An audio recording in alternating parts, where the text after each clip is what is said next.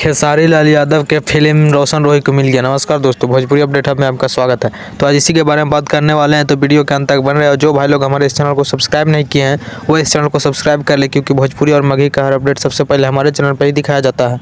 तो दोस्तों, jail star के बाद रोशन रोही की एक और फिल्म मिल गया, जो कि बहुत ही बड़े लेवल के शूट किया जाएगा।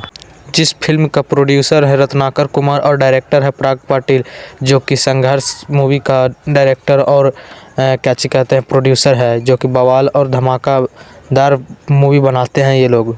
तो दोस्तों, इसी के बारे में सुनने में आ रहा था मीडिया पर कि संघर्ष 3 रोशन रोही को फिल्म मिल गया, लेकिन यह मूवी का नाम नहीं है। रोशन रोही का मूवी दूसरा है।